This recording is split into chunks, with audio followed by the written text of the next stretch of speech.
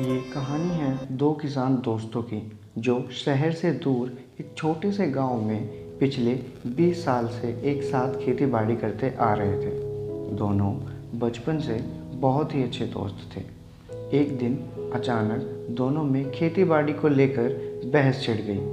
देखते ही देखते बहस इतनी बढ़ गई कि आसपास के लोग भी वहाँ पर जमा हो गए। इस बहस को दूर एक खाट पर बैठे गांव के सरपंच भी देख रहे थे। उन्होंने तभी तुरंत आवाज़ लगाई कि अरे ओ रामू शामू, क्यों लड़ रहे हो? अगर अपनी खेती पर इतना ही गुमान है तो एक प्रतियोगिता क्यों नहीं कर लेते? जिसकी फसल से इस बार ज़्यादा आमदनी होगी उसे ही विजेता घोषित कर देंगे। बोलो रामू शामू, आते हो मैदान में? सरपंच की ऐसी बातें सुन दोनों ने एक दूसरे की तरफ देखा और हाँ कर दी। दोनों के पास जमीन का टुकड़ा भी लगभग सेम था। धीरे धीरे ये खबर गांव में फैल गई और सब लोग रामू शामू की खैर खबर व उन्हें सलाह देने के लिए पहुंचने लगे। वहां जाकर एक बोलता कि तुम्हें चावल उगाने चाहिए, तो वहीं दूसरा कहता नहीं रामू शामू, इस बार दाल का मौसम काफ़ी अच्छा है तो तुम्हें दाल उगानी चाहिए। तो वहीं थोड़ी देर बाद पीछे से एक आवाज़ आती कि सब छोड़ो यार, इस बार गेहूं की खेती ज़्यादा अच्छी होगी।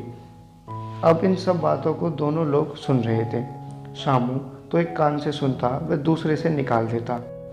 अब एक के बाद एक लोगों की सलाहें बढ़ती गई। वहीं थोड़ी देर बाद शामू वहाँ से चला गया और लोगों की इतनी सारी सलाह सुनने के बाद रामू ने तय किया कि वो इस बार 5 फसल उगाएगा। अब अगले दिन दोनों ने अपने खेत में बीज लगाना शुरू किया। जहाँ रामू ने 5 फसल के लिए बीज लगाया तो वहीं शामू ने अपने पूरे खेत में केवल एक ही फसल लगाई।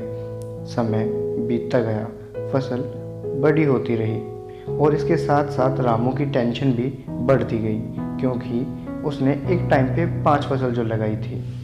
अब दिन प्रतिदिन रामू फसल को लेकर परेशान रहने लगा।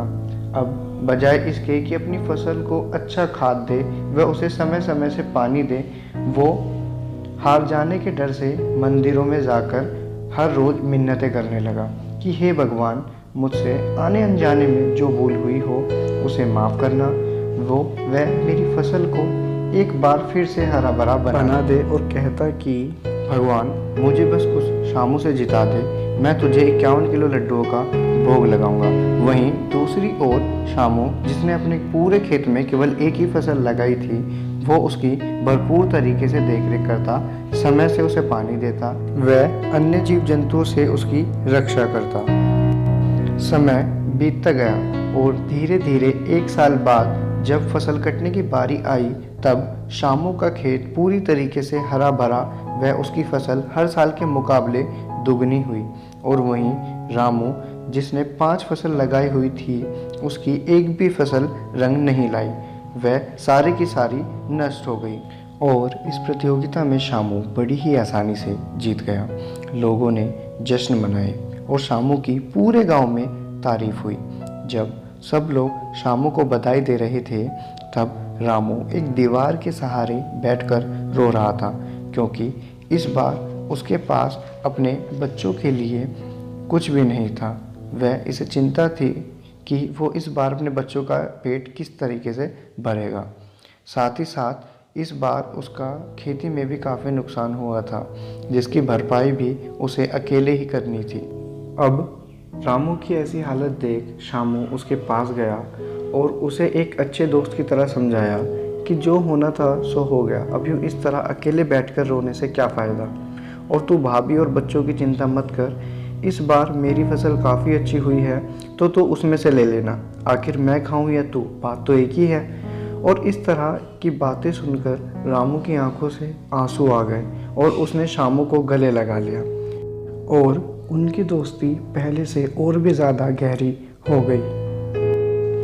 दोस्तों, हमें इस कहानी से बहुत सी बातें सीखने को मिलती हैं। पहली तो ये कि हमें केवल वो चीज़ें करनी चाहिए जो हम करना चाहते हैं, ना कि वो जो दूसरे हमसे करवाना चाहते हैं। जैसे इस कहानी में भी रामू ने केवल वो फसल लगाई जो दूसरे उससे लगवाना चाहते थे, और वही लोग अंत में रामू को छोड़कर श्यामू की जीत का जश्न मना रहे थे। यहाँ पर मैं एक बात और बोलना चाहूँगा कि दोस्तों, जब रेस शुरू होती है तो हर कोई अपने फेवरेट प्लेयर को चीयर अप करता है, लेकिन जब रेस खत्म होती है तो सबकी आंखें केवल विनर की तरफ होती हैं।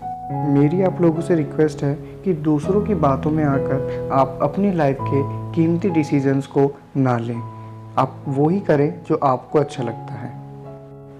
दूसरी बात जो हमें इस कहानी से सीखने को मिलती है वो ये है कि ज़रूरी नहीं है कि हम सेम स्ट्रेंथ सेम पोटेंशियल से हर काम कर सकते हैं, क्योंकि जिस तरह हर फसल को खाद व पानी की ज़रूरत एक अलग रेशियो में होती है, ठीक उसी तरह हर काम को करने की डेडिकेशन रेसिपी भी अलग होती है।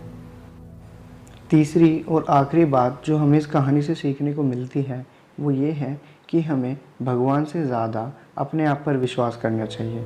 जैसे हमने इस कहानी में भी देखा कि रामू हार जाने के डर से बजाय इसके कि अपनी फसल को अच्छा खाद व उसकी देखरेख करे, उसे अच्छे कीटनाशक से उसकी रक्षा करे, वो भगवान के पास जाकर मिन्नतें करता है और बोलता है कि मैं तुझे 51 किलो लड्डुओं का भोग लगाऊंगा अगर मेरी फसल अच्छी हो जाए।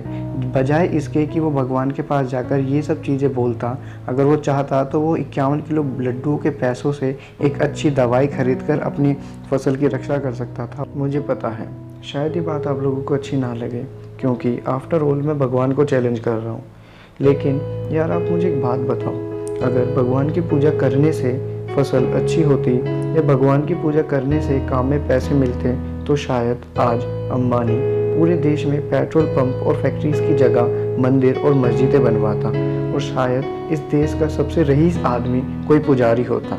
सो गाइस, बी प्रैक्टिकल, क्योंकि आज इस लॉकडाउन के समय में भी एक इंसान ही दूसरे इंसान के काम आ रहा है, फिर चाहे वो अवतार एक डॉक्टर का हो, एक नर्स का हो, एक पुलिसकर्मी का हो, या समाज के लिए काम कर रहे मेरे और आपके जैसे एक आम व्यक्ति का। मैं आशा करता हूँ कि आप लोगों को इस कहानी से ज़रूर कुछ ना कुछ सीखने को मिला होगा। अब मैं आशीष शर्मा आप लोगों से इजाज़त चाहूँगा। एक बार फिर किसी कहानी के साथ आप लोगों से मुलाकात होगी, तब तक के लिए धन्यवाद।